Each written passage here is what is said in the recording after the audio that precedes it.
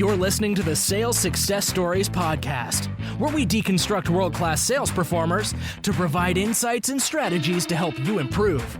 To learn more, visit us at top1.fm. Here's your host, Scott Ingram.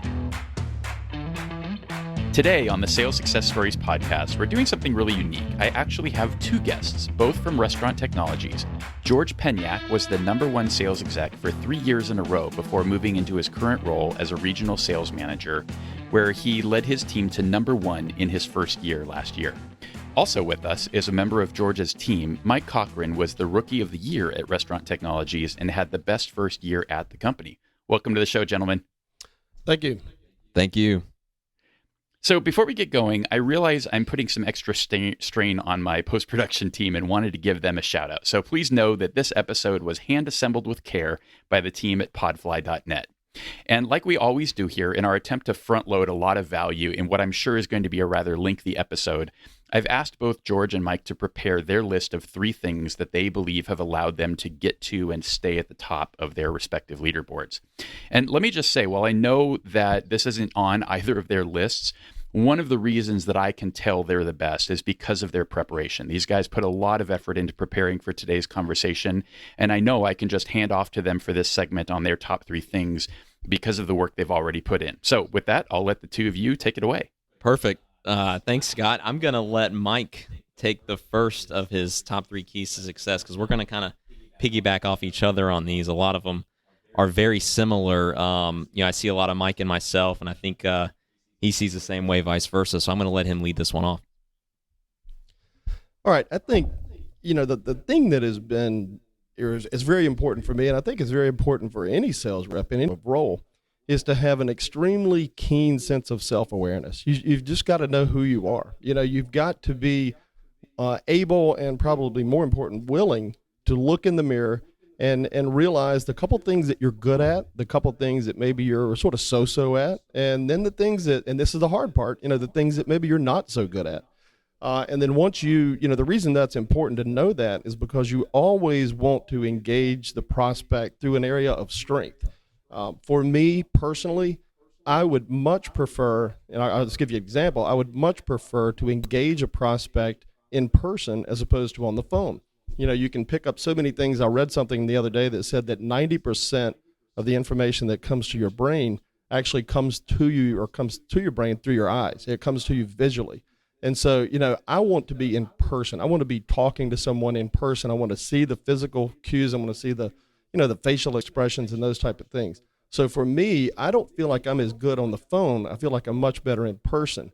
So I'm always going to engage a prospect in person as opposed to over the phone, just because I know that I'm much better at that. Yeah, and secondly, to add to that, that leads a great segue into my top key for success, and something I personally believe can be echoed throughout all salespeople in all industries is confidence. And I think you really have to have a bulletproof self-confidence in yourself and your abilities and what you're doing every single day. I think in the sales world, confidence can definitely be twofold. So I think you have confidence in yourself, which needs to be bulletproof every single day, and then you also have to have confidence in the product or service you're representing. So once you've reached that point to where you're bulletproof in your confidence, you're going to go out there and execute, but you may have a little bit of lacking confidence in your product or service.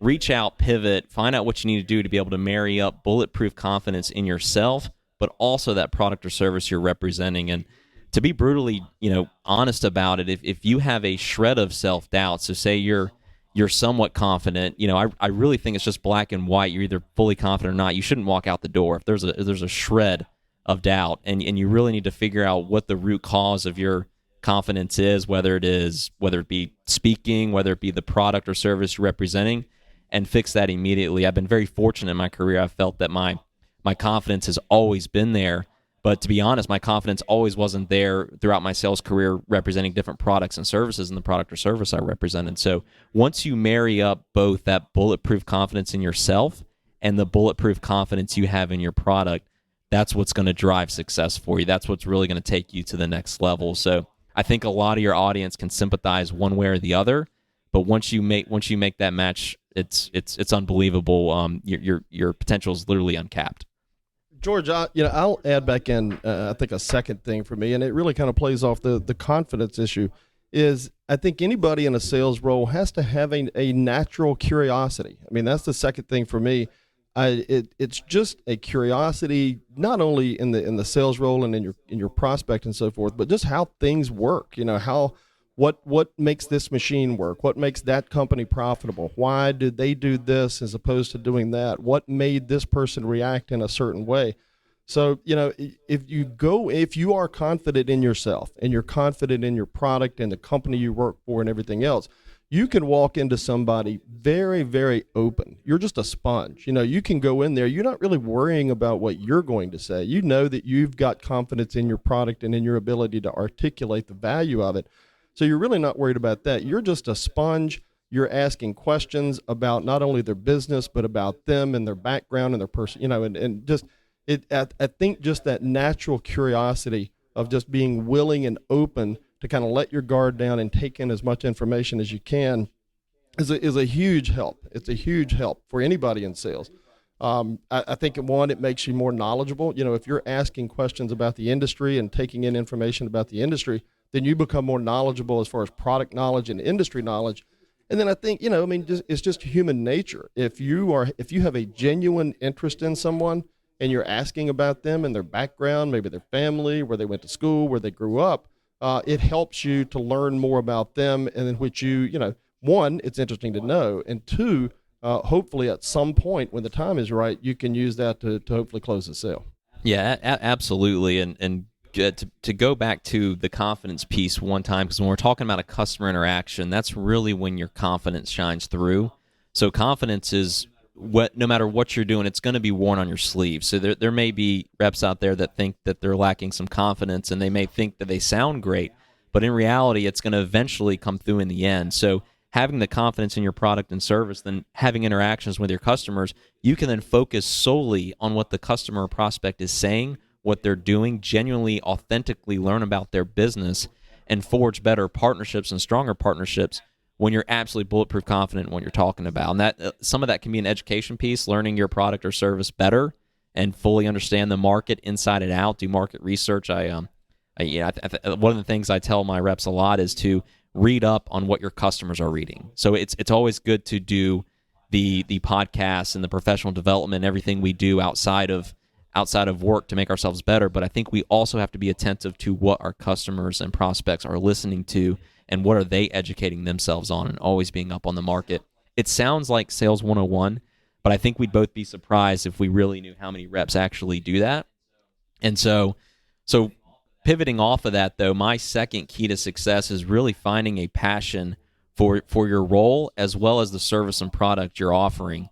Passion is a big driver, I believe, of communication skills. I think if someone thinks they're lacking in communication one way or another, whether it be public speaking, whether it be interviewing is actually a skill, whatever that piece is, working with a customer in a meeting, gathering research for yourself, if you really don't have a passion for what you're doing, that's going to show through well. So you really don't have to work on communication skills. Find the passion, marry that up, and the communication skills will often come with that. You don't really have to do much polishing on your communication aspect if you truly are passionate, because that really shines through in the end. And I think all of us here, sitting here at this table can think of a time they've seen someone that person's extremely passionate in what they're talking about. And then there's been plenty of times where you see people and just say, they just don't seem to be putting forth the effort. I just think the passion's lacking. So, and listen, I have a lot of friends that are following their passion, and they're living in their mother's basement. I'm not saying follow your passion. I think what a lot of people that preach follow your passion, what they've really done is they found a passion through their work. So I think it's a little bit opposite. So I want everyone to have a good work-life balance and have a passion outside of work. But if you really want to reach an elite level, find the passion for what you're doing. It can be found. And I think once you find your self-confidence first and the confidence in the product, you'll find that your happiness is there, and that passion will come from within, and it shows through. My third thing, I'll back up just would completely agree with what George is saying. I think George and I have some similar backgrounds in that, maybe prior positions that we were in, we were not completely passionate about, the product, the service, the company, what have you. And now working with Restaurant Technologies, I think one thing that George and I share is that we are completely confident and comfortable and really appreciate the product and the company and the service. And so, that passion is definitely there, and it makes it much, much easier to go out and do your job. The third thing for me, though, that I think that has helped me is just having a good understanding of the probability of closing a sale. When you engage a prospect and you're talking to someone and you're gathering information, we've all been there. We've all had a situation to where, maybe deep in the back of your mind, you're thinking this might not work. This person, this guy, this lady is just not grasping what I'm telling them. It's just not coming together. But you've already put so much time and effort into it that you're afraid to back away. You want to continue to do that. And on one of our team calls, I think it was last week, Lee, one of our very successful reps, had a great year last year, made that exact point that moving into next year, he wanted to just have that ability to, when he sees it going south, go ahead and break loose and go into something else that may be a little bit more productive. So I think one of the things that has helped me is being able to see that, being able to just get a sense of when this thing is not going to work. Go ahead, break away, go over into something else that's going to be much more productive. Yeah, absolutely. I think that's a big differentiator in your lower or medium performing reps, and then your higher performing reps is how they value time. And that's not my third key to success, but I just want to touch on that a little bit because time is really, when you boil it down, if you strip everything away, all we have is time. And I think you have to work and live like, time is gold. It's literally the most valuable asset a sales rep has while they're in the field. And I think your top performing reps recognize that. And I think they almost have a guilt of wasting 30 minutes, wasting an hour, not getting a positive ROI on something that they're working on. So really that's a big piece on how they think. It's how I think. I mean, whether it be 15 minutes, an hour here, an hour there, it all adds up because in the end, we're all trying to reach a certain goal at the end of the year, whether it be quarterly, annually, biannually. But you really have that time is gold, and it has to be spent as best as possible. And a lot of that goes into preparation, but I'm sure we'll touch on time as we go through this podcast some more. But my third key to success is the competitive drive. So once you've understood your own self-confidence, you're very self-aware, you understand where your strengths are, you're leveraging those every day, internally and externally, and you found that passion for your role. The third pillar is you have to have that competitive drive. You can't be okay with being a medium performer. You can't really go into the year hoping. A lot of that stuff goes away when you have that self-confidence. Your potential's uncapped. But I think a lot of the medium to lower performing reps just hope. They really hope they're going to have a good year. And competitive, I mean, it's really hardwired. It's a very black and white binary thing. Being competitive, you're going into the year, you're going to finish at the top. There's no other alternative. And kind of that phrase, failure is not an option. I didn't really understood what that meant until I really got into the meat of my sales career. When you really start ramping up and taking off, and you found that white space that is your self-confidence, a passion for your role, and you're just refusing to lose. You're going to do whatever it takes to finish at the top. And I think, like I said, some of that's hardwired. I think some people are raised in a competitive environment, whether it be through sports or something that they did growing up, and that carries over very well and transitions to a lot of success in the sales industry. But you always just have to win, and you always have to look at upside. It drives me nuts when I hear coworkers, peers, and former companies I worked for, and they're always looking at the downside and the negative. And I just point blank want to ask them why.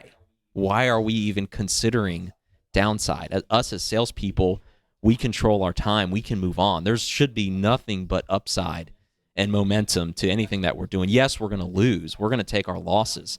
You're not going to win them all. But you literally just can't dwell on losses. You might want to learn a little bit. I mean, learn something from those losses, but don't dwell, because there's always something coming next. And something I grew up that's carried over with me into sales, and this may sound kind of cheesy bringing up a football, but I grew up playing football collegiately and through high school, and one of the biggest things, one of the biggest impact that my coach had on me into my sales career here is he said the most important play in football is always the next play. So you never worry about what happened before, what happened in the first quarter, what happened at the beginning of the game, what happened last game, what happened last play. Forget about it. The biggest thing you need to focus on is your next move and how you execute that next move. And I think if you start thinking more forward and stop worrying about what happened before and just keep your eye on the prize, that competitive drive will eventually come out. So those, just to kind of put it in summary, those are my three biggest things, is understanding your own self-confidence, both in yourself and the product or service you're offering, finding that passion for the product and service that you're offering, because that'll drive a lot of your communication skills, and then having that competitive drive. You have to be at a point where you can't stand losing, and you never want to look behind you because you always think someone's right there on your heels. And, as salespeople, we're all sized up the same. We're sized up by our numbers. And so, it's total meritocracy, which is why I love the field and industry of sales. And so that, to summarize everything, those would be my three. That's awesome. Guys, really good stuff here. And before I follow up on these lists, because I do have some additional questions with Mike and George, and we're obviously going to be digging a lot deeper, but I hope you'll help me thank our inaugural sponsor who literally made this show possible, and that is Nudge. Nudge is a modern sales platform that leverages relationship strength to help you find and keep your best customers. I literally use Nudge every day myself, and if you value relationships the way I do, then you're going to want to check out Nudge, and you can sign up for free at neednudge.com. That's neednudge.com. I think that's our last commercial. So, Mike, I wanted to go back with you, and a lot of the things you both talked about, I think, do a good job of starting to encapsulate the themes that are starting to emerge from this show now that we've had a fair number of conversations, right? This idea of self-awareness and leveraging your strength and having that confidence or belief and passion.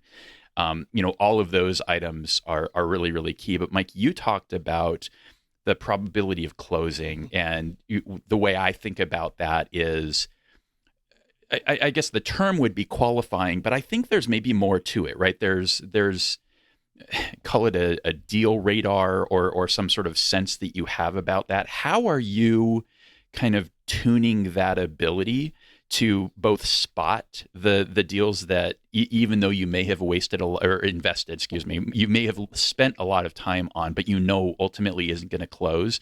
How are you identifying that, and more importantly, what are you then doing about it when hey, I'm probably spinning my wheels here? Well, in terms of how do I identify it, I think that goes back to one of my points of the fact that to me, it just works out much better when I am in person. When I am in person, and I can look at the body language, I can see everything that is going on, at a restaurant. George and I obviously serve the restaurant industry. If I find out about something and I call them on the phone, there's so many things that I just cannot see. I can't physically see the location. I can't, there's so much information that I don't have. So how do I identify it? If I can go in and it is just it's a sense that you get, as you start to engage with someone. You're picking up so many different clues from them, not only what they're saying, but how their body language and everything else.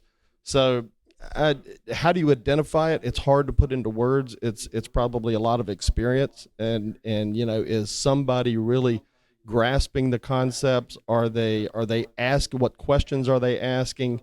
What's their voice inflection? A lot of things that you look for. And I will say this, and it's almost easier to know when you don't have it than when you do have it. I think sometimes I'm out talking to a client, listening to what they're having to say, and it's very obvious that this is not going to go, and it's easy to make that call. Sometimes, I had a presentation the other day at a very large golf resort hotel. The body language that the client was giving me was not really the best, but the questions he was asking were fantastic. And I really got the sense that, all right, this thing is going to go. This thing is going to work. So you just have to take it all into consideration and look at all the different things you're picking up from this person and then go with there. What do you do about it at that point? it's a matter of where you're going to put your time. If you're getting that sense, if that sixth sense is going off, you just have to focus in on what that person is telling you, both physically and through their words. What is their pain, and then make certain that when when it's your time to now present and go through a proposal, that you address those things that you picked up from that person. And you mentioned the time, and George, you talked about that as well. I wanted to kind of circle back with you, and as you were talking about the competitive drive and just knowing that you were going to be number one for the year, what does your planning look like, whether it be for the year or the month or the quarter, to help you develop that level of confidence and knowingness that I'm going to be number one because this is the plan I'm going to execute? How are you developing that? Yeah, so we're, Mike and I both are in outside sales. So we go out and see physically customers every single day. The plan really is at the beginning of the year, once you get your number, it really becomes the number's never been an issue. I don't really plan around numbers. I just want to go out and execute every single day. And a lot of it comes back to, having the confidence in the product, understanding my strengths and my level of confidence I am myself and being comfortable with that. But from a day-to-day planning standpoint, it's different. It's so often so different. There's never one plan or structure that I'll go out and execute and it'll last 1 year, 1 quarter. It's going to pivot almost weekly. We do market plans every single year. I'm sure as many folks listening to this do as well. But in reality, after Q1, you can look at your market plan, and really, it's you have your roadmap there of customers.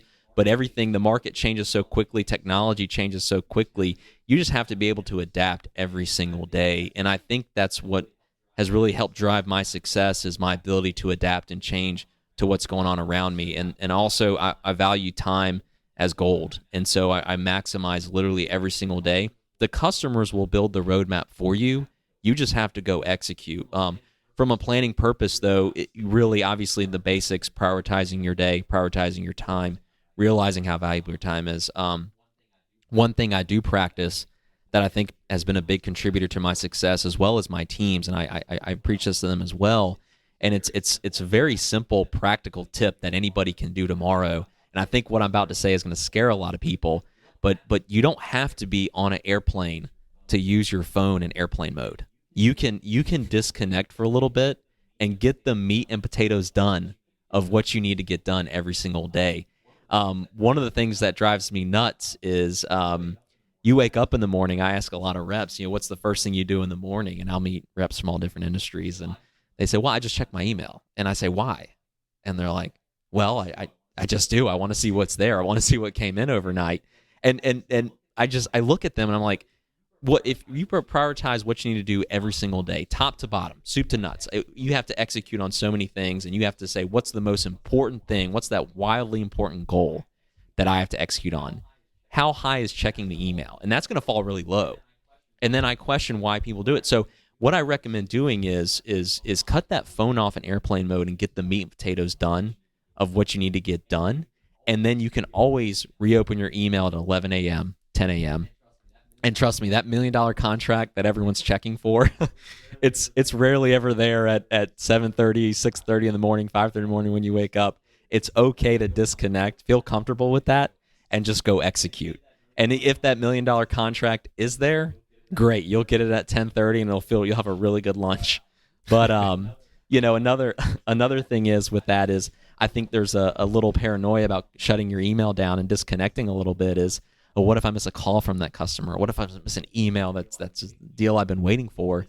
If you miss an email or miss a call and you lose a deal because of it, you weren't in a strong enough position to begin with that customer to actually get that deal. That's just not true. So if you're waiting for a phone call or email to come through, first two things, you've lost control of the sales cycle. You're waiting. I mean, you've lost the timetable. There's the ball's in their court, and something I never recommend doing. But secondly, if you're going to lose a deal over that, you're just not in a strong enough position to ever win it. So get done what you need to do, prioritize, and then go execute and believe in your training. lean on your manager, lean on your sales leaders, and they'll point you in the right direction. But it's okay. Put it in airplane mode while you're on the ground. And I think that's why a lot of people feel like, man, on a 4-hour flight, I mean, I don't know about you, Mike. I think I cure cancer sometimes with all the work I get done. Just shut it down. That's probably the best way to get done what you need to get done. And then, if someone emails you, they email you for a reason. It's there. You can respond to it later. But it's really prioritizing and executing, and that's long term. The two pillars that I live by when I go about day to day. That's great. And we will come back to that. I want to dig a little bit deeper into kind of how you're structuring and, in this case, planning for the day and for the week. Mm-hmm. So we will definitely get some more insights from both of you. And I know you guys actually had more. So we already covered kind of the 6 keys to success between the two of you. But I think you have had 4 more to get us to 10. So what are those 4 other keys that you thought were critically important? This is Mike. One of the things that to me is extremely important, and it might sound a little bit cliche-ish, if you will, but is extremely important. George and I serve the restaurant industry. One of the things that we see within the restaurant industry, and it's probably true in a lot of industries, but an executive chef at this location may very well wind up being an executive chef at another location 2 months down the road. Or a director of operations for this regional chain may switch over and go to that regional chain. So at the end of the day, as you work with these different organizations, you have got to do what's right for the customer. I mean, that's one thing that to me is just critical. It's crucial. Yes, you want to close deals. Yes, you want to get things done. Obviously, I've got numbers to hit. That's the way I get paid. But I always want to keep the customer in mind. I want to put myself in their shoes. And so if I go through my work day and I am thinking only of myself and I am just looking very, very short-term in nature, and I'm trying to just close deals, this person that I worked with, at this restaurant today, when 2 months from now, when I'm over at another location, they might be over at that location, or they may be very good friends with the chef at that location. They've talked, word gets out. It's too small of a world. So I always want to try to do what's right for the customer. And then that way a lot of times if you do that, your reputation precedes you, or you'll be driving down the road one day and you get a phone call from somebody that you've never heard of, but they talked to their buddy that you worked with, 2 months ago, and now they want you to come in and talk to them. Yeah, absolutely, and that's really knowing the customer's needs, and I think we've all had deals where you look at it and sometimes you're like, I could find a better fit for this. You know what I mean? I think we've all had those deals, and you got to remember, and I think this is the same for every industry. The people you're talking to, they're going to move roles. I mean, time has changed to the point where it's rare that you find people that stay within a company for 30, 40 years and retire. I mean, they move around so much nowadays. I heard something the other day. It said the average professional before they're 40, I think, has 5 or 6 different companies that they work for, and that's an alarming number. So I think recognizing that, understanding that, and just if it's not a fit, it's okay to walk away and get a more positive ROI somewhere else on your time, but also leave that door open. One of the tactics that we like to deploy is leaving the door open after you lose. Don't be bitter if you have a loss, and don't take it personal, but leave the door open. And that goes back to where these people go and how people move within industries, in and out, different roles, different companies, and just stay in contact. There's so many easy ways nowadays to stay in contact with individuals, especially those that we didn't get deals from. And you never know. It happens, I think, more so to our group than maybe others, but we get calls 1 year, down the road from individuals that we lost a deal from, and they're like, hey, I'm at a different location. I still love your product and system. It didn't work out for X, Y, and Z here, but come on in. I'd like to talk to you about it. And that's how you really speed up the sales cycle is managing those losses and getting that positive ROI on your time always. So our another one of our keys to success after we've done our top 3 here, and this is something I'm a big believer in. I think this can transition from industry to industry as well. Is creating a win-win for the customer, and the best way to do that is to be as clear as day about your process, almost to the point where you don't tell them how much money you make really, but you share how you're profitable, how you guys stay in business. And I think if you create enough clarity for the customer, they're going to feel a lot more comfortable with your process and what you're doing, and you're going to find the win-wins quicker. So a lot of us have had those deals where we're like, holy smokes, that closed so quickly, and why can't all closes be that easy? And I think that when the clarity's there, that's when you get the quick closes. And it's going to be different for every industry. And I know there's proprietary things you can't share and margins and such, but if you can work with your sales leaders and come up with a way to be as crystal clear about what you're doing in your process, I think if you do that, two things will happen. You'll learn more about your customer's process because they're going to feel more comfortable sharing more insight into their business. And then on top of that, they're going to have a better understanding of what you're doing. Therefore, you're able to position that win-win much easier. And I know clarity is going to be different for every single industry, every single company, but try to crank up and be as crystal clear as possible on your process, and then also be as crystal clear on their process. And that's how you're going to align that win-win and leverage it. Yeah, George, I like that a lot. And I think that one of the things I often think about is experience is a function of expectation, right? So if you have two clients that have exactly the same experience, but one had a very, very high expectation and one had a low expectation, even though they had the same experience, one is now dissatisfied and one is very happy. Yeah. And so I think you can kind of build into that process. Here's how this is going to work. This is your opportunity to sort of underpromise and overdeliver and really go out for the customer. And I think your other points are spot on. And we could spend an hour talking about doing the right thing and the world being a very, very small place. I think one of my kind of assumptions coming into this, and I don't know that it's been proven right or wrong, it's still too early, but one of the things that I've seen across the most successful salespeople is there is a significant element of just time in the saddle. And the longer they've been in, ideally the same company, the same industry, the same territory, they have all of that confidence and product knowledge and all of those things that come, but then they start to benefit from the network and the referrals and all of those relationships and references and everything else that you get because they've always done the right thing. And you really start to benefit from that. And in fact, Brian Burns, who runs the Brutal Truth About Selling podcast, he's kind of working on this idea called compound selling. And I think this fits into that idea, right? Is just like investing, it's making these small investments over time that really starts to compound and turn into something really, really significant.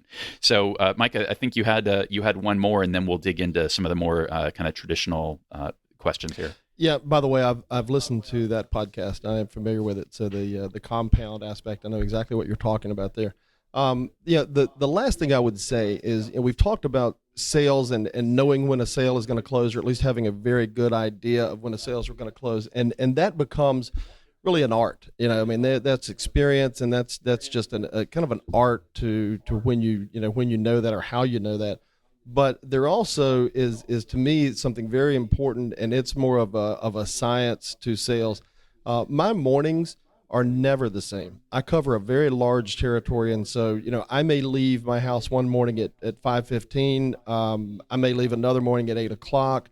There are other days I have a home office. I may not leave at all. And so my mornings, I very rarely have two mornings that are alike, but my evenings are critical.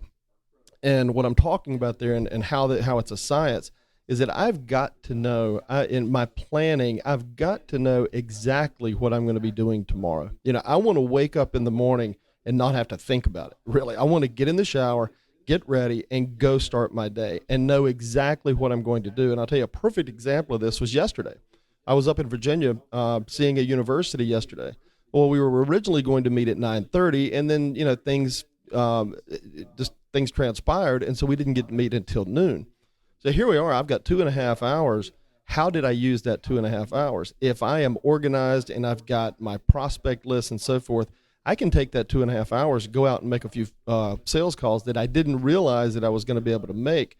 And so I want to have everything planned out and have all of my customers and my prospects and so forth at hand.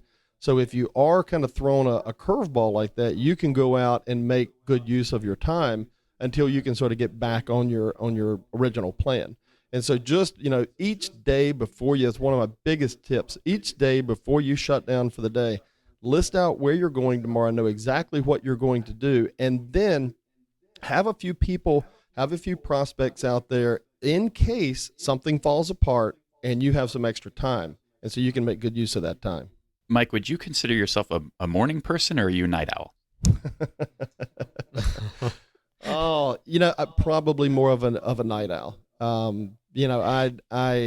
Again, my mornings, that's the thing. I cover basically the entire state of North Carolina, parts of Virginia, parts of West Virginia, and a very small part of Tennessee. My mornings, with that large of a territory and serving the restaurant industry, there are literally thousands of prospects out there that I could see. So my mornings are never the same. There's just no routine. I can't get into a routine of waking up at 6 o'clock or whatever. So my mornings tend to be all over the place. But my evenings, at the end of the day, my evenings are much more structured. So I would probably say I'm more of a night owl. Yeah, and the reason I asked that is that would have been my assumption, because I think what you're doing is you're sort of using that natural strength. You know yourself and know, hey, I have kind of a productive spurt in the evening, and you're taking advantage of that to plan for the next day. I've had a lot of other guests who are super early risers, who are getting up at 4:30 or 5 in the morning, and obviously they can make the morning work. So I think, for those listening, it's something to just consider. Where does that, I think that's an important aspect to the way that you plan and prepare, and we'll talk about that a little bit more, but just understanding yourself and knowing where that fits in. And it's probably pretty natural. If you're a morning person, it goes in the morning, and if you're a night owl, then do it at night. So if you're listening to this and you haven't already looked at the file size of this episode, I'm going to warn you, this is probably going to go pretty long, and I'm definitely going to talk with Mike and George about a lot of the typical things I ask about, and some additional perspectives. But I also want to let you know that as we get into this, I'm also going to ask George some questions in particular about the sales exec to sales manager transition and how that's changed, his life, really, probably. So before we get there, let's now kind of take a step back and just get a little bit of the backstory. Let's start with you, George. Tell us a bit about your role now and how you got to having the number one team. Yeah, so I'm the regional sales manager for essentially the Atlantic coast, the southern Atlantic coast, really, if you're looking at the nation as a whole. But I work with 5 sales executives, one of them being a senior, and my territory stretches from about the tip of Virginia all the way down to Jacksonville and all the states there on the coast, and was always a very good performer on the sales side. Always was able to execute well, and now I've completed my first year as in the regional sales manager role, and we went through a restructure where there were a couple new teams added on to our company. And so I came in with that same mindset and competitive drive and just always wanting to win, because regional sales managers, they're sized up just like sales execs are. And, you have to have that same motivation and drive that you had as an SC that made you so successful as a sales executive, and transition that right over. And the trickiest part of the transition is shifting that mindset from selling to coaching and development. And that was probably the biggest transition for me, and one I knew I had to make quickly. Fortunately, our company, Restaurant Technologies, does a great job in our training program and really helped me shift my mindset quickly. Really, there's nothing that brings me more joy now than seeing my team win. And I let all the other regional sales managers know it. I'm competitive, and I want to push them too. I want to push everybody. So when the company wins, we all win. So essentially, if I can take that competitive spirit that made me so successful as an SE, transition that to a regional level, well, now I'm creating a win-win for the company. My team's going to win, and then my company's going to win. And it's okay to talk a little smack. I think there's a misconception out there that, I think people that lack confidence see confidence in others, and they mistake that for arrogance. And so you have to have that confidence and that competitive drive to carry it over. But that was a big transition for me. I completed my first year. I was the top RISM. I'm very proud of that. And the new structure, that was not an easy task, considering all the moving parts we had when you change shape in your sales structure. And just to give you a little background on us, or background on myself, Prior to working at restaurant technology, I worked in advertising for some years. I sold real estate. I even interned at a car dealership one summer when I was in college, selling cars. They threw me on the sales floor, so I was selling cars one summer. And then I'll take it all the way back, and this kind of loops back in knowing your strengths and understanding yourself. My sales career really started in my very first job I ever had. I worked at a theme park in Charlotte, North Carolina, known as Carowinds. And as my very first job, my parents said, if you're going to have a car, you got to go to work. And so I worked every summer there. And what I did is I didn't know it was my first job. I just filled out the application. They said, oh, well, maybe you're fit for working the games. And the games are, if you go to any theme park, you walk through a theme park, you see a lot of games. So the games where you squirt the gun and the thing goes up in the air and you win a stuffed animal. I ran those games. And, so you were a carny. It's essentially, it was a glorified carny. It was a very classy carny. No, it all fits here. Stay with me. And I remember when I interviewed, I said, that's fine, I'll do games. I thought I was petrified of a microphone. So I said, listen, I've been to Carowinds, I've seen the guys on the mic and they're yelling and screaming at everyone to play their game. I don't want to, that's not me, I'm not doing that. So I said, okay, we'll put you at a game where you really just stand there and you just collect money and people play the game. It's very simple. And so they stuck me out about 300 yards away from everybody else. And for those who've been in the Carolinas during the summer, it's brutal. I'm standing on black concrete, miles of it. And the water cooler was like 300 yards away from me. I'm on my own little island. I'm dying of heat. It's awful out there. But so that lasted about half a day, and I called my manager over and I said, hey, I don't care what you have to do to get me near the water cooler. I'll go on any game. I'll go on the mic, whatever you need me to do. Well, they put me on a mic. I said, all right, well, you're going to have to get mic'd up and run one of these. I think the game was Guess Your Age or Weight, which is very dangerous, by the way, especially when you're a young teenager, you're guessing adults' ages and weights. Anyways, they put me on that game, and something about that microphone just came so natural to me. And I remember I within 15 minutes, I was having a blast just meeting new people, talking, getting people engaged with me, striking up conversations. I would see little couples my age, high school sweethearts dating, walking down, and I would call the guy out and say, "Hey, come win your girl a prize, man. Come on over here. I see you eyeballing me." And so I think that's when I realized at that point, it was literally that first day of being mic'd up on a job, literally my first day ever working, that I knew I had a different skill set that I needed to leverage down the road, and I never fully leveraged it till probably the last 4 years of my career, and that's really when I started finding my white space and accelerating through and just in and out execution every day on it. But that's really where the roots of my sales career started. So I've done everything from B2C. I'm in B2B now. That's my passion. Sold houses, cars, and advertising, everything in between. And that's kind of the background and where I've kind of found myself here. But I love the role I'm in. I'm really excited to be a leader. I think to get to where I want to go, leading people is a non-negotiable. Those are table stakes. So if I'm going to get to my end goal, this is the career path I need to take. And I love selling. I love being an individual contributor, but I get more excitement now around my team being successful and letting them take it all and me just provide the value and let them run with it. So that's awesome. Mike, did you know about George's history as a high-class carny? Did you know my history as a high-class carny? No, I was just listening to all of that, and I was thinking to myself, well, I've never been a carny. I'm not sure I have a story to compare to that. That was awesome. It's not on my resume. By the way. I can appreciate that. I understand that. No, in terms of the backstory, I probably have a story that's similar to a lot of people in sales now. My college degree was in finance. I was numbers and it was a very black and white type of thing. Got out of college, went to work for an insurance company, did that for a couple years and just did not enjoy it. You're sitting there with numbers all day long and even though it came easily to me, it just wasn't something that I enjoyed. And so I had an opportunity years ago to start at a very, very entry level in sales, and it struck with me. It was something that I enjoyed, something that I was able to go out, meet people, and it was just a much, much better fit for me. As it is now, I'm in direct sales. I call on food service facilities, as I said, virtually the entire state of North Carolina, Virginia, West Virginia, Tennessee.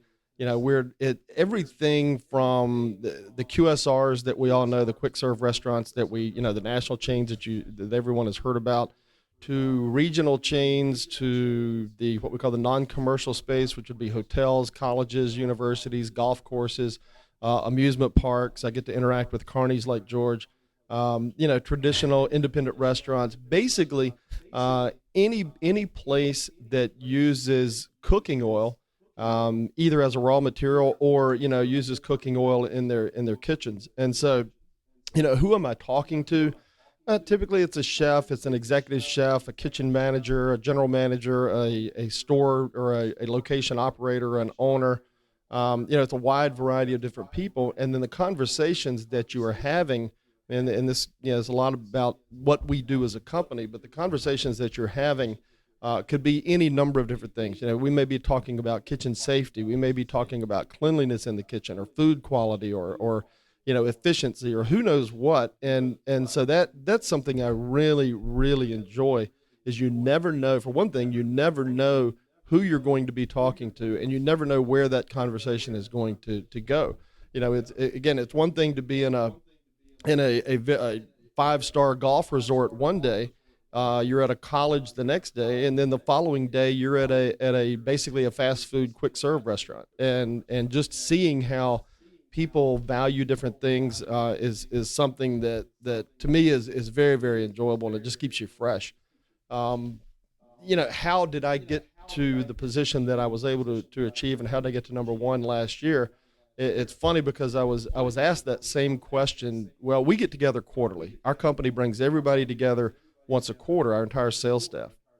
And I was asked that question at our September quarterly meeting. I was actually asked to go on stage and address the entire sales team as to how I had a successful year. And I didn't know that I was going to be asked that until the very last minute. Thanks, George. I appreciate that.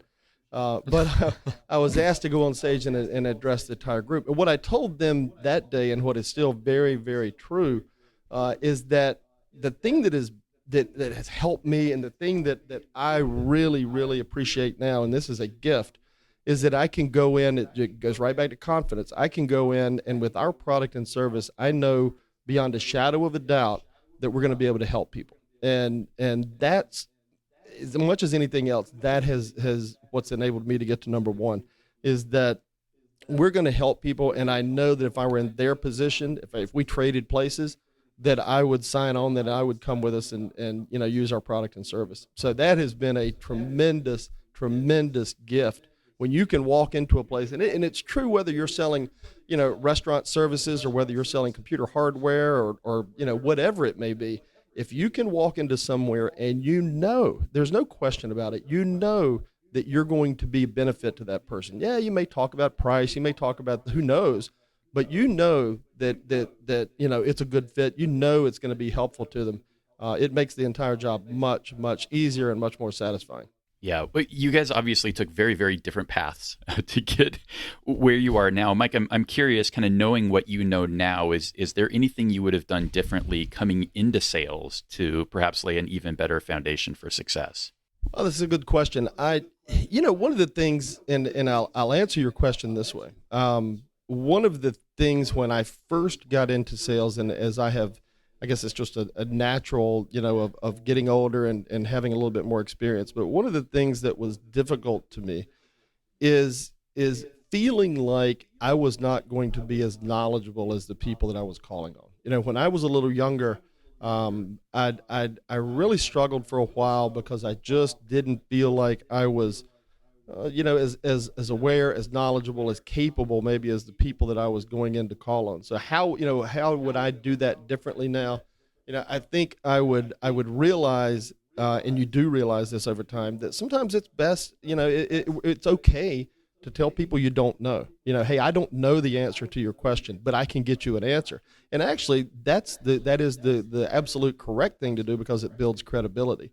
And so, what was a challenge? What would I do differently? I think I would just try to realize that I don't know everything. I'm not Google. I don't know everything, and allow myself that freedom, if you will, to just say, hey, look, I don't know. I'm going to find out the answer and come back to you.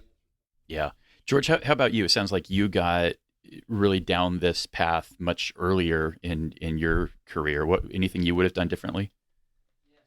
Yeah, so really the one, and I don't want to call it a regret, but the one thing that I would have changed earlier is really transition and leverage my strengths earlier on in my sales career. You know, it really occurred to me, just like I said, maybe 4 or 5 years ago, really, when I really got into advertising, that if I stuck to what I know and go with what I know every single time, it'll lead quicker to success. And to piggyback off of Mike's last comment on it's okay to tell people that you don't know, I fully believe that also, and I think that goes back to having your a self-confidence. And if you're okay with having that answer sometimes, especially as a new rep in any field, you're going to have greater success because the customer's going to feel that. And your confidence is worn on your sleeves one way or another. It's going to show through eventually.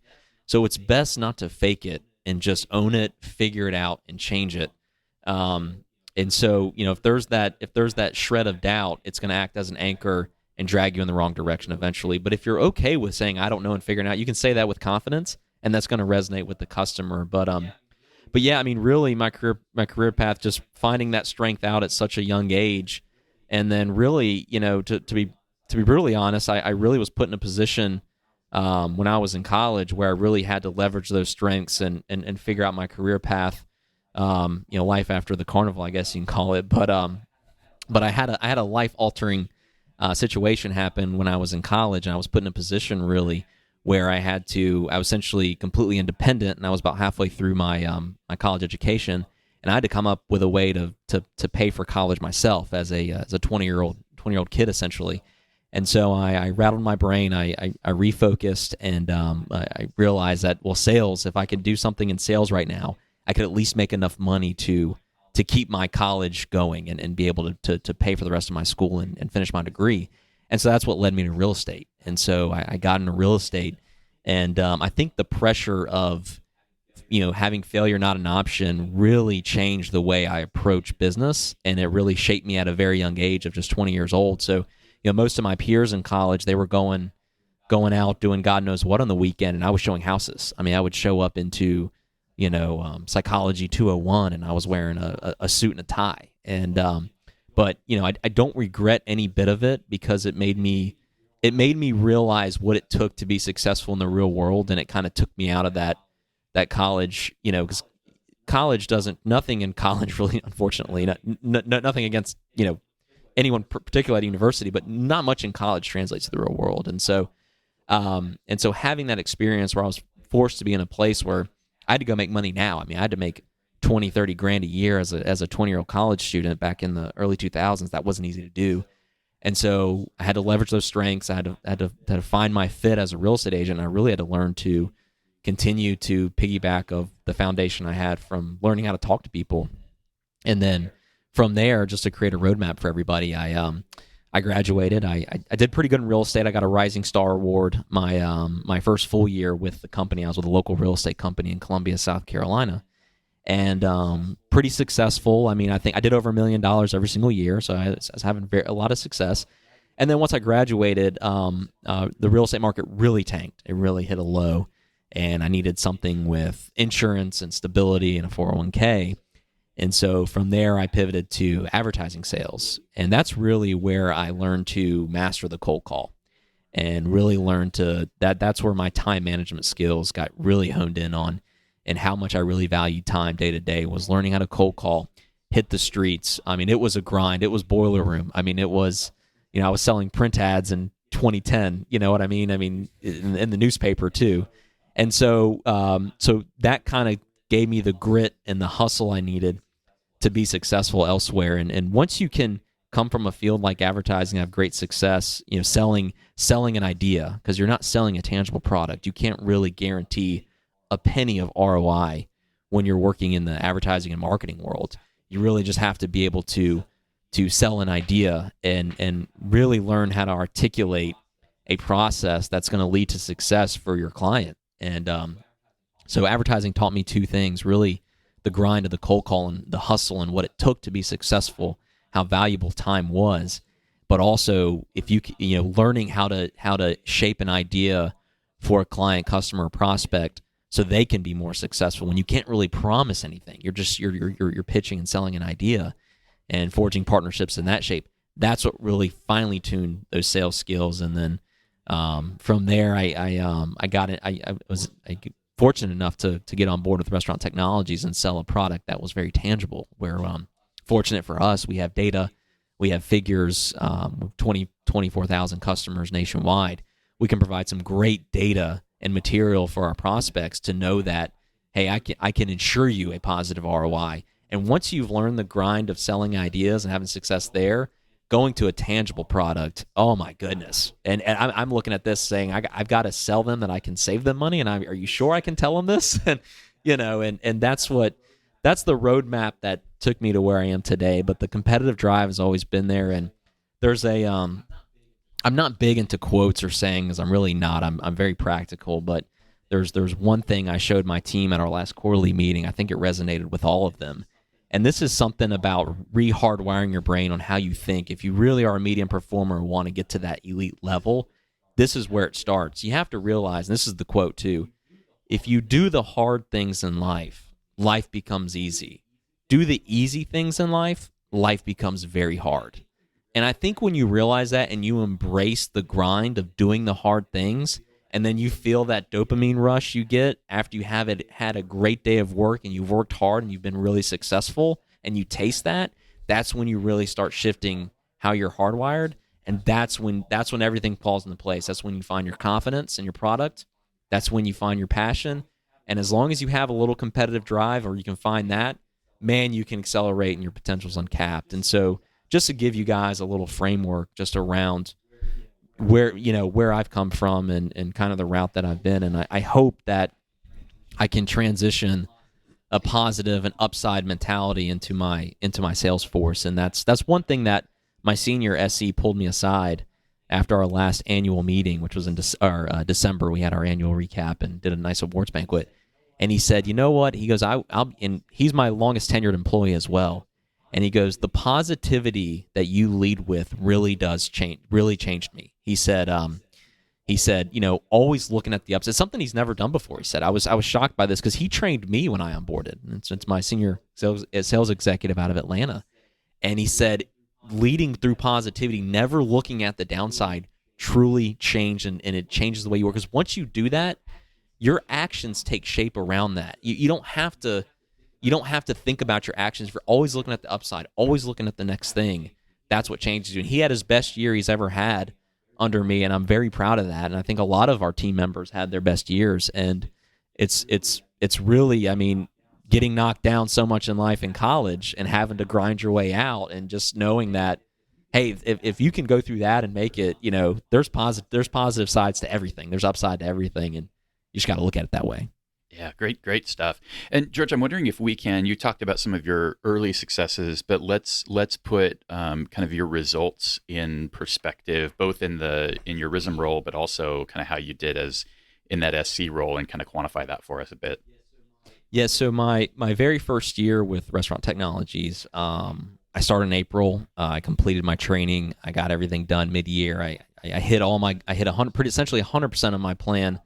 In my first year it was very low. It was a training quota essentially. So I hit that. I got confidence with the product. Then my first full year with the calendar, my first calendar year with the company, I finished 200 and I think it was 15% to goal. So I had over doubled my goal, highest percent to goal company wide. And I did it, and it wasn't one big sale. You see that a lot where one rep brings in just one huge account, and boom, there's this year. This was more of those small to mid-tier accounts, and I brought in a number of them. And those partnerships I was able to forge in year one, really I've leveraged throughout the rest of my career so far here at Restaurant Technologies for not only my reps now, but my second year. My second year, I finished 153% to plan in my full year two, and I actually was promoted to regional sales manager in the end of the third quarter. So really, that was only 3 quarters So I really couldn't. I really shifted my mindset in Q4 that year to developing and training more so than selling. So I really had to let go. I think I could have done more that year. I had a full quarter I kind of left on the table, but I knew that long term, if I wanted to get where I wanted to be, I needed to shift now, because Q4, when you're in Q4, once you've majored, you're already planning. Great reps are already planning for the next year. Once Q4 hits, you've got Q4 already planned. You're done. You've knocked it out. You're gonna finish strong, and then now you're already thinking ahead. And so that's where my mindset transitioned. So from the gate, it was right out of the gate with the regional sales manager role is for my team. Create a leadership style that they can buy into and feel, and then go out and execute. And it hasn't been all peaches and cream. There's been challenges. I'm the youngest individual on my team, and I'm not the lowest tenured, but I'm the youngest. And so that I got over that quickly. One of my strategies going into my regional sales manager role, and I did this at our 2015 national business meeting, which is our awards banquet. We all get together, and I pretty much had 1 quarter under my belt as the regional sales manager, still very fresh, very new. And something I learned through training at Restaurant Technologies is I sat my guys down and said, all right, I'm just going to tell you guys how I got, here's a little bit about me. And I told them stuff that, a lot of stuff I wouldn't tell my closest friends. I tried to be completely vulnerable with them so they can really see how I've gotten to where I've gotten. And I asked them, I said, I want to go around the table. And I said, if you're uncomfortable with this, don't do it. I totally understand. But I want you to share a story and be a little vulnerable here and just share something about yourself on how you got here that you might not want to share, that you might not typically share with your peers or coworkers. And what that did is we all went around the table and did that. And it was amazing how much alike we all really were. And we didn't know that unless I had to drag, we kind of did this thing when we got together, right? Not drag it out, but when you really position it, say, hey, just put it out there. When I led with that, I think it brought down the wall for my team, and I think they felt comfortable sharing things. And when they started sharing things, the conversation, it was amazing. At the end of it, we're sitting there, and we're just like, I'm sure Mike will add to this because he was there, and we were just like, oh my gosh! It's incredible how close you can get through just being vulnerable. No one's perfect. No one's a hero here. Let's all just talk about ourselves in a light that we're not comfortable doing. And I think once you create another thing that's helped, and this is for any sales leaders out there listening, is once I created that safe environment, once we got to know each other at that level, I think I've created a safer environment where I feel like I always get the truth out of my reps. And what that allows me to do is when I've created this safe zone and I always get the truth, I can coach so much better. Because I think everyone listening here has been a point in their career where, you don't want to tell your sales manager XYZ for X because this will make you look bad. But I think if you create that safety net, and this is on the sales manager, that you can't expect this out of your team. You have to drive this. Create that safety net. You're going to get the truth out of your team, and if you can get the truth out of your team every single time crystal clear, you can coach to that and make them better reps and better people in the long run. And so that's kind of I don't want to call it a leadership style, but I think it's just the framework that our team kind of lives by, and with the overlying theme of always be positive. Never look at the negative or downside. And any time negative or downside gets brought to me, I just ask why. Why are we considering this?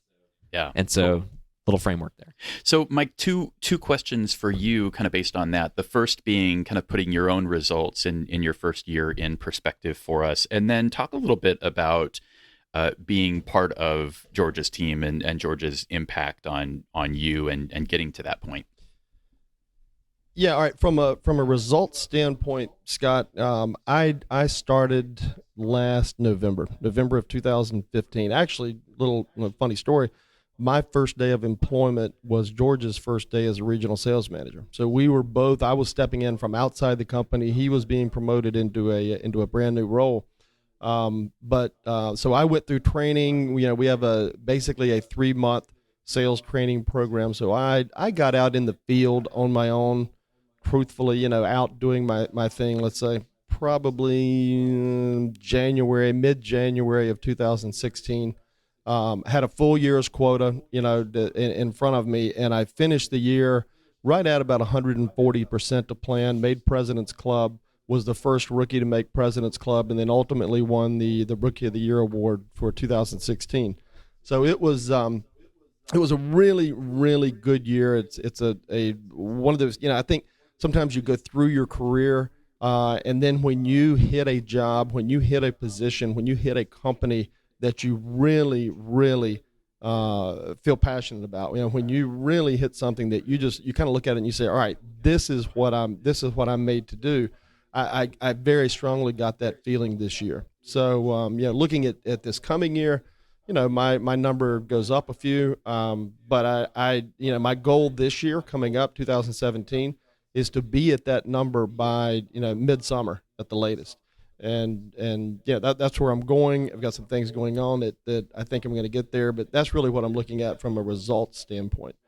Part of being George's team, I'll as an aside, I remember very well that meeting at our national business meeting last year, and when George was asking us to reveal something about ourselves. And I'll tell you what, after we went around the room and talked about that, I think we were all sort of felt like we were, from the land of misfit children a little bit. But we all did have some very common stories in it, and I think it was a really good thing that he did there. Is a very smart thing to do, because it did sort of bind us all together. It's sort of, we let our defenses down. We told something about ourselves that we normally would not tell, and I think it brought us all together very quickly in George's tenure as a RISM.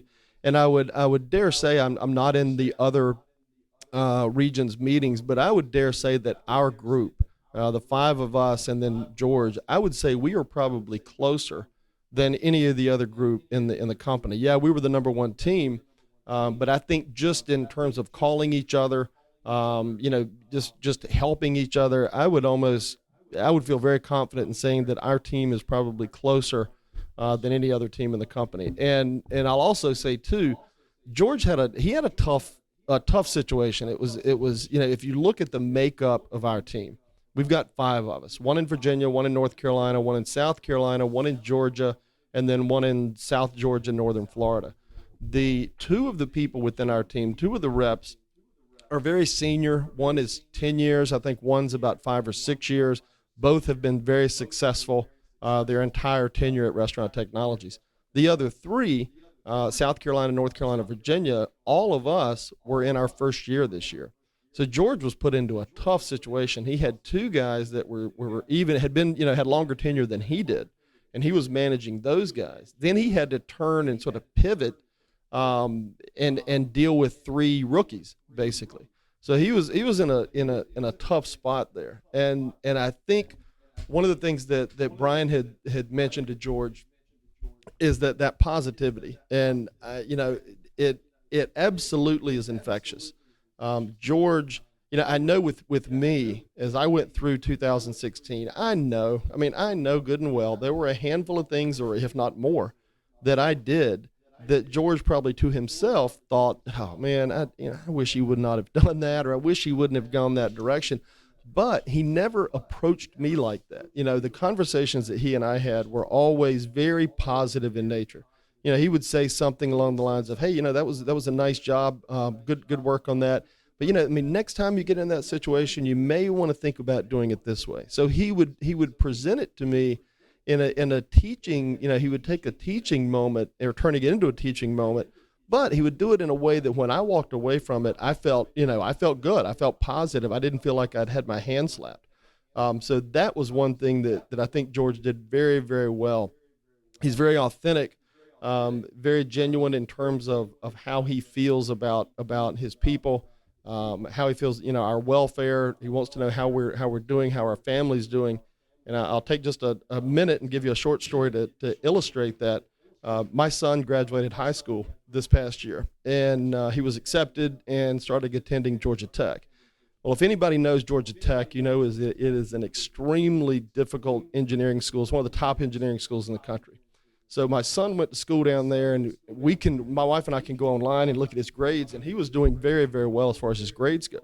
But I had a conversation with him on the phone probably 4 or 5 weeks into school, and listening to his voice, I could just sense a stress. He was just stressing a little bit. His grades seemed to be fine, but I just, as a father, I could hear what he was saying, and I just knew, I just had that father sense that I needed to go down and spend a little time with him. Called George, told him what was going on. He didn't hesitate. He said, go do it. Keep your phone with you. Be available, but go down there and take care of it. So I drove down. It was probably a father's overreaction. As soon as he got in the car, he said, "Hey, Dad, guess what? I made a 95 on my calculus test." It's like, all right, great. All right, maybe I overreacted here. But we had lunch. We spent 45 minutes to an hour together, had a very heartfelt conversation. We came back, I hugged him and sent him back to his dorm. But as I was driving home that evening, I thought about how George handled that and how he realized that it's not a short-term situation. He looked at that whole situation very long-term and knew that I needed to go handle that, at least in my own mind, satisfy my own mind that everything was okay. And so, it really made me value what he does and how he interacts with his team.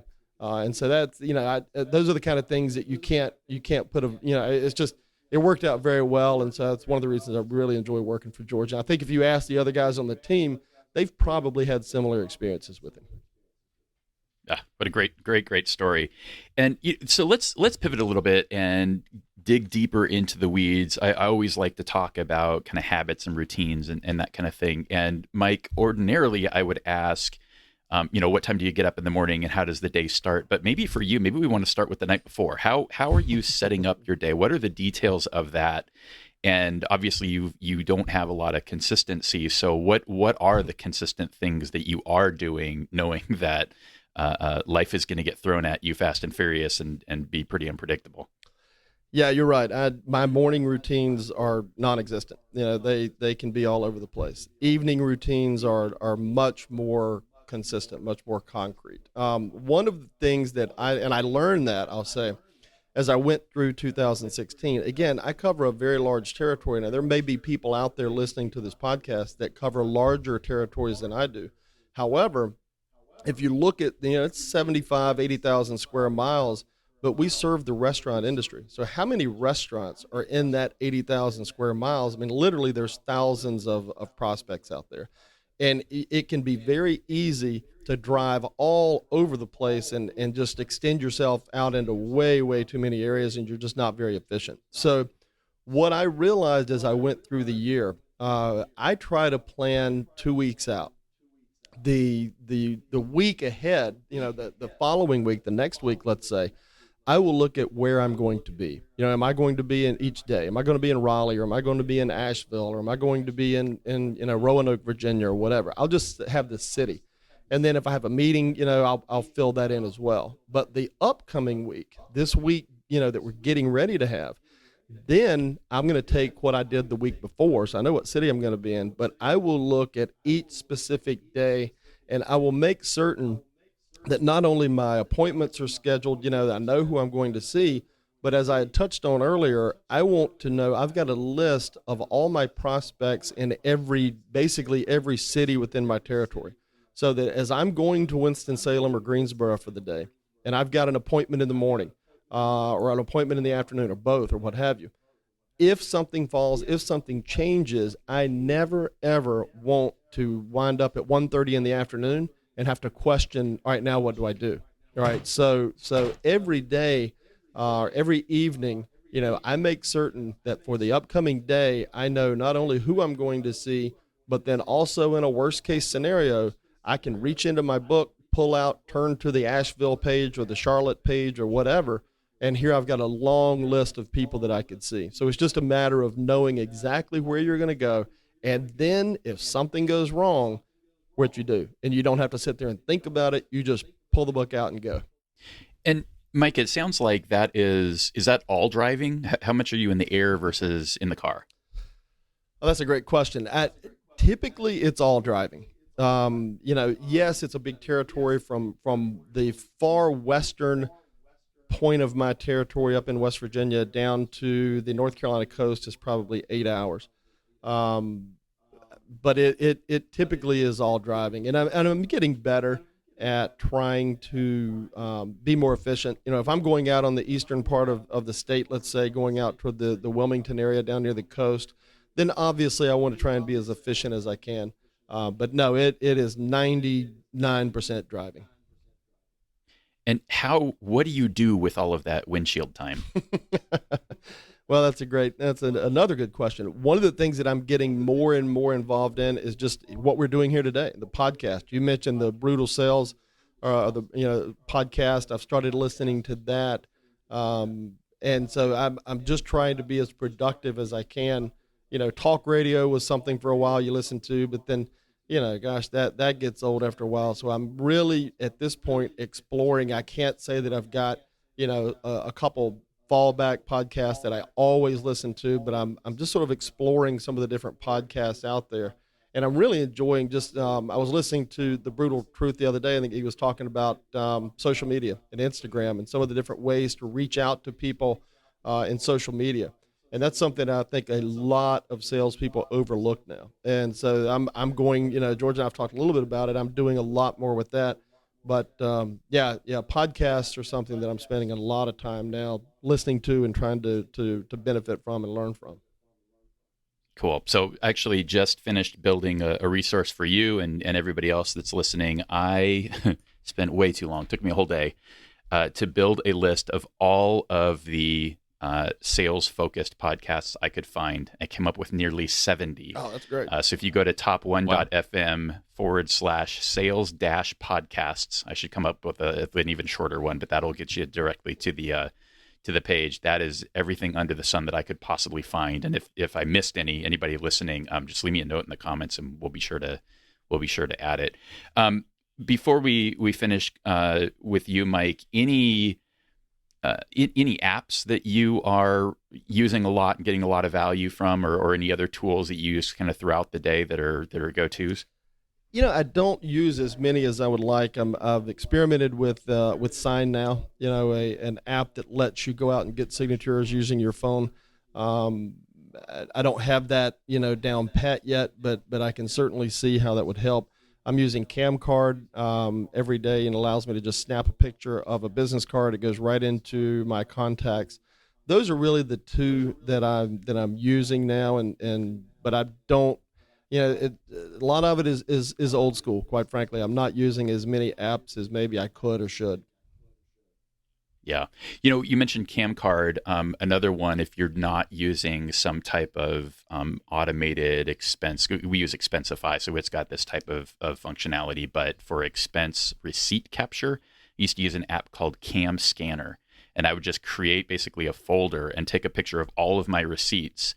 And then when I was done and ready to submit that expense report, it just turns it into a PDF, and I sent the file, and I was done. So it was kind of a nice way. I literally take a picture of the receipt, throw it away, never have to worry about it again. So that might be another one that's helpful for you and others. George, how about you? I assume let's start with morning or night owl. Oh, wow. I'm definitely more productive in the morning, but I do tend. It really depends on my travel schedule. So covering the region I cover, I'm flying a lot. I'm driving a lot. I'm all over the place, and then I'll go to a lot of national events. So it really depends. I have to really be able to pivot and shift.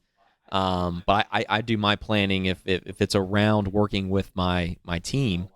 A lot of it's similar to what Mike mentioned. It's a lot of planning the day before, and really I'm planning the week out before, and I always let my team know. I send a weekly recap note on every Friday to everybody, and I let them know not only, hey, here's what everyone's working on, here's the wins that we're having, here's our successes.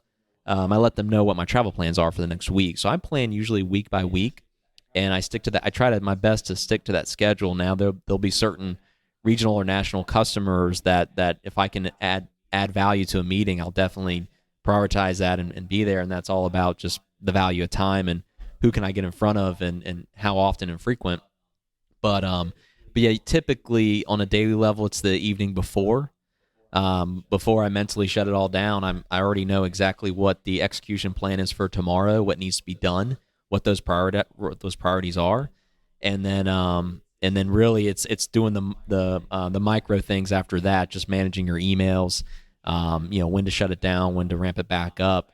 But I try to be as transparent as possible with my team on exactly what I'm doing and exactly where I am, because I want to be very visible to them. I don't want them to think that I'm sitting behind a desk and managing numbers. And I fear that there's some sales managers out there that do that. They get caught in the numbers, and it's a quarterly game when really it's just a daily developmental game, and the numbers take care of themselves. So I do plan a lot of short-term weekly and daily items the night before or the Sunday night before if I'm planning a week, what needs to be done, where I'm already going, and planning things out, reaching out to some of our directors, creating alignment for customers. So, but yeah, I would say the night before, but I'm more productive during the morning. And I just know myself like that. So I'll plan a little bit the night before, and then I'll get the heart of the things I need to get done in that meat of the day. So your 8:30 to 11 is prime time there. So that's kind of for me how I plan things out. But it changes so much having 5 great reps, and Mike will attest to this. He'll get a big meeting, he'll call me up. I'll be there. I'll drop it all and shift, and it's just going where I can provide the most value and developmental tools for my team. And any other tools you're using to manage through that process? I mean, you are kind of in the ultimate.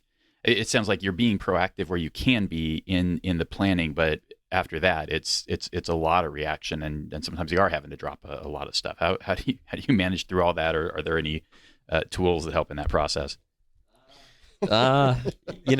Email and calendar, they're powerful.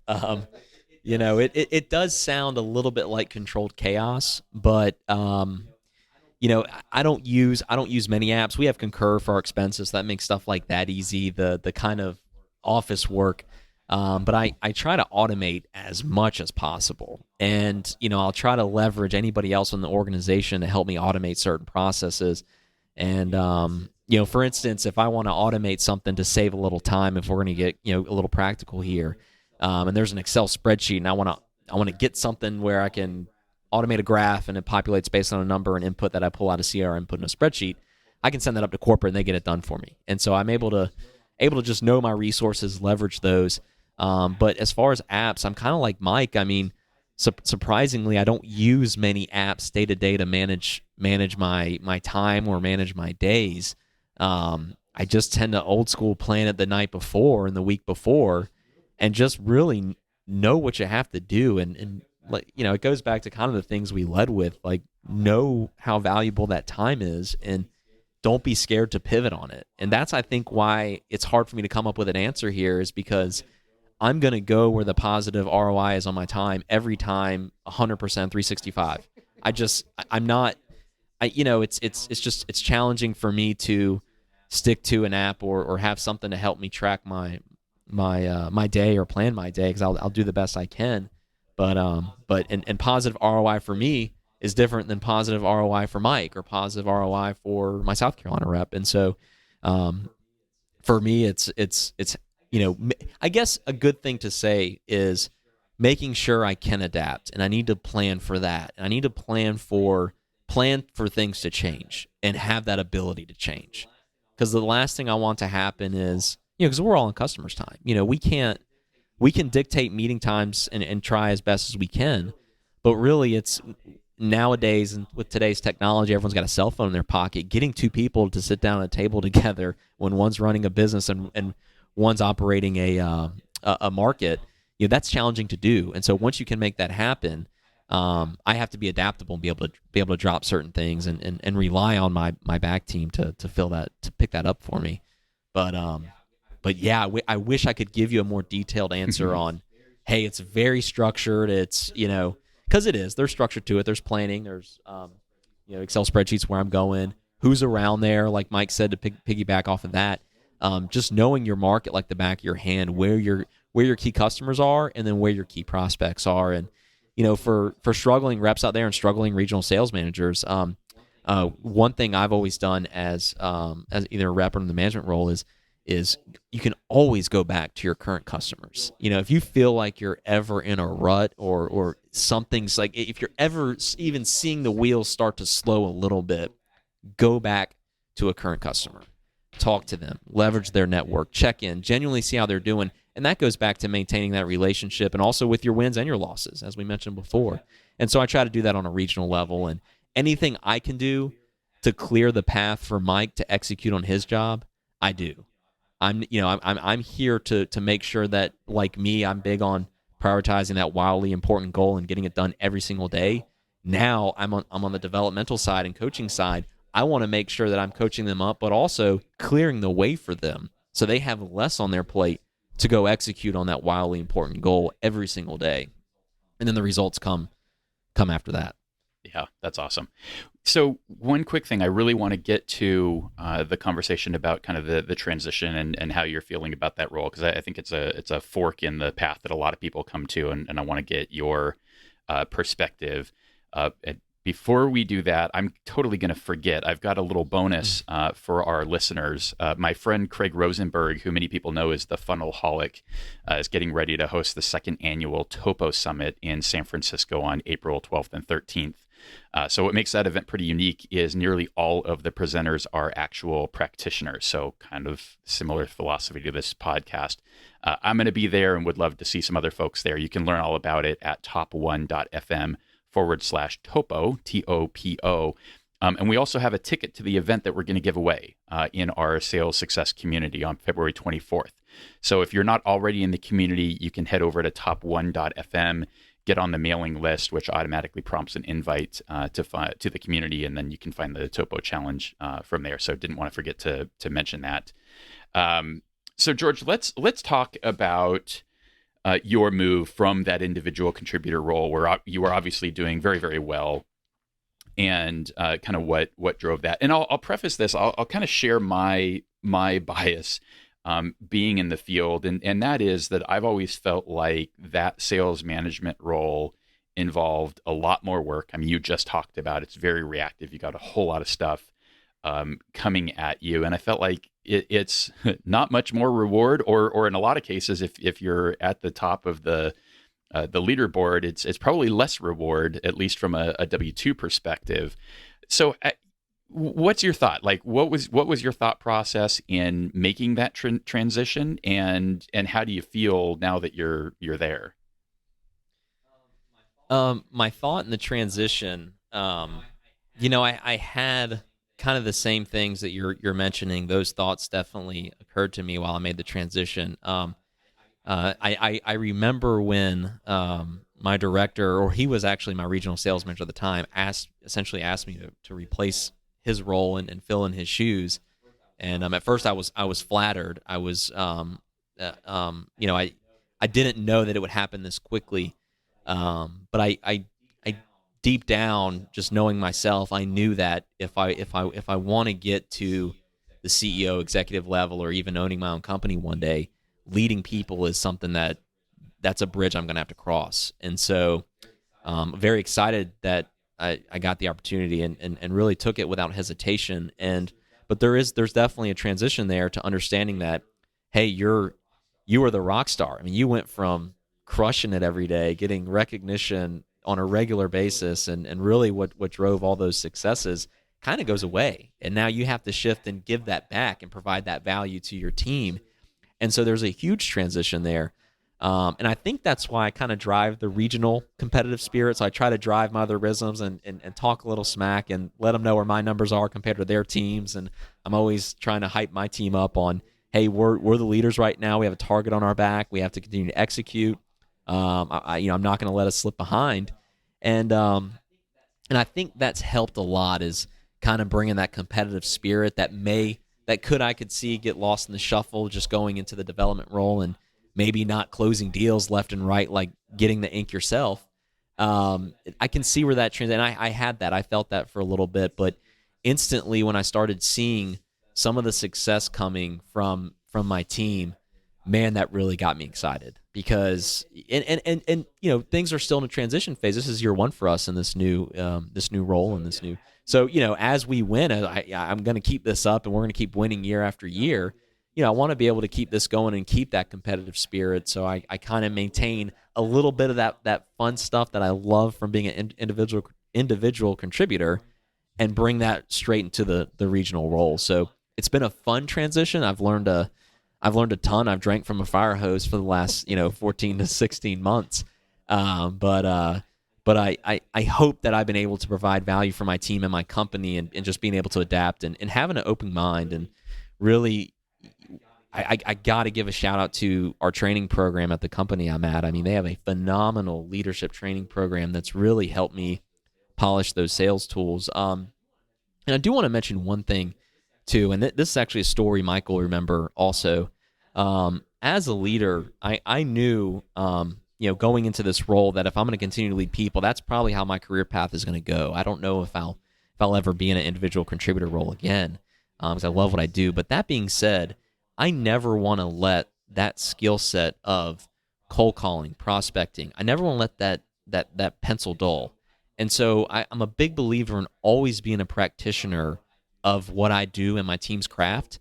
And so Mike and I were riding together. We had a meeting, and then we had on a couple hours to kill, and said, hey, let's stop by so-and-so. And we walked in the door. I remember I stopped Mike, and I said, hey, let me lead this one. Let me just see what's going on. Let me ask all the questions. Just let me drive it. And we always talk. Mike knows how he doesn't need that development anymore. He's our rock star. So, but I do that because I want to keep that pencil sharp at all times. Because if I let my that pencil dull and having those cold call conversations and doing the day-to-day things that my guys are doing, how can I even coach or guide them? I'm going to slip into that role of a regional sales manager that's managing the numbers and not the strengths of our team. And so being a practitioner and never getting away from that has really helped me stay close to the action and kind of give me that rush I love to get from being an individual contributor, but letting them take the success, letting them get the wins, and then helping them along the way. Yeah, good stuff. And I know we're running a little bit tight on time. I'd love to dig a little bit deeper, but maybe there'll be a follow-up conversation at some point. So let's wrap up where we always do. I mean, we've talked for nearly an hour and a half, tons of great ideas and content. I mean, we started with kind of the top 3 from each of you, plus some additional bullet points. So there's a ton to take away here. But I'd like to end with something truly actionable. So if you were to boil this down, and maybe you each have one, I don't know how you did the prep, so let you tackle it how you want. But what's the challenge, right? What's the thing that the person who invested the time, listened to this, is feeling hopefully at least inspired and motivated and wants to work on their confidence? What thing can they do to make this, translate this to results for themselves? Yeah, so something very practical, and it's not going to sound practical, but you have to realize your position and where you are today. And this is specifically for the medium performers that may have been there for a little while. Really find out what you need to do to get to that next level, and just do it. I mean, everyone thinks about it, and it feels really good to think about being a top performer. And this is around New Year, so this is a great topic to lead in with. But actually do it. Actually just execute. And if there's one thing I could leave you with is always look at the upside to everything.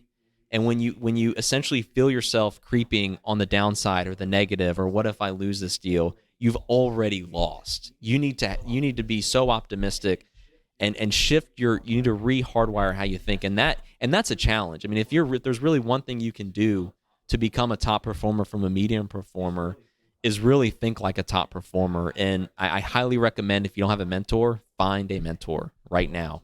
Go out tomorrow, call your regional sales manager, leverage them, network, find yourself a very, very good mentor, and lean on them. And don't, I think a lot of salespeople, they may hesitate to find a mentor because they think it's a sign of weakness, when in reality you're recognizing your own strengths and helping out where you can help out to overall strengthen your performance. So find a mentor, have those tough conversations, and get to that point where you can be a top performer. And once you really truly believe it, once you truly believe that you can be a top performer, your actions will take shape around that because the mind and body are connected like that. And you truly have to believe it. It's not pie in the sky. You just have to go out and execute on it. So if there's one tip I could leave everybody with is know your strengths, know your weaknesses, find a mentor, and then just upside, go get it. Very actionable. Mike, how about you? Mine is going to be very similar to what George said, actually. I cannot stress enough, to me, the value of self-awareness. You've just got to know what you're good at. You've got to know what you're good at. And so it's not something, it's not something that I'm going to, that you're going to do every day for 7 days or whatever. But I would recommend to anybody who's out there in a sales role to just spend, if you need to spend some quiet time, to just be very, very objective, very honest with yourself. It's not always an easy thing to do, but you've got to look in the mirror and truly realize, one, what you enjoy, but two, what you're good at, and then what you're not good at, and do everything you can to restructure the way you're going about your job so that you can engage customers through that area of strength. That can be a very revealing exercise. That can be something that is tough to deal with. You may think you're really good at one thing, but when you really truly look in the mirror, you have to admit, maybe I'm not so good at that. It might be a situation where you go to a colleague and ask them, just say, hey, look, you and I have worked together quite a bit. In your mind, tell me the truth. What do you see me being effective at? How am I most effective? And sometimes if they're going to be truthful with you, their answers can be extremely helpful. So you just need to truly understand where you are the most effective and make sure that that's the area that you're using when you try to engage customers or prospects. And Scott, can I close with one more thing? He triggered something that I want to share real quick. And that is if you reflect and you reach out to a mentor or a colleague and you find that you're lacking confidence in your product, there's something there that, and that can happen. That can be anything from operationally. You feel like we need to improve our operations. We need to improve this. If you truly reflect and you're bulletproof in yourself, but that there's a shred of doubt in the product or service you're representing that's going to eventually shine through. So something actionable and practical is find something else. And now, don't waste time. I mean, like I said, time is all we have. Don't waste a week of mailing it in to any sort of company or product that you're representing, and ultimately your happiness will suffer, your pockets will suffer because your results are going to suffer. You can go out and find a new product to represent, because I feel like really good salespeople are some of the most adaptable, creative, smart people in their respective companies. Shift, and don't be scared to do it. Don't be scared to leap to another industry. And once you marry up that confidence you have in yourself, and you can execute with a phenomenal product and backing, your potential's uncapped. And so, don't be scared to learn a new industry and find a new sales role, because you'll be surprised how quick you can adapt with the right mindset.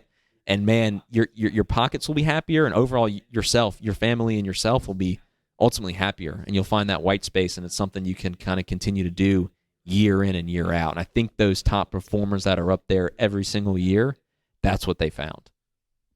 George Penyak and Mike Cochrane, this has been incredible. Thank you guys both so much. Great. Thank you, Scott. We really appreciate it. Thank you so much. Thanks for listening to the Sales Success Stories podcast. To be sure you never miss an episode, and for an invitation to our sales success community powered by Influitive, subscribe to our newsletter at top1.fm.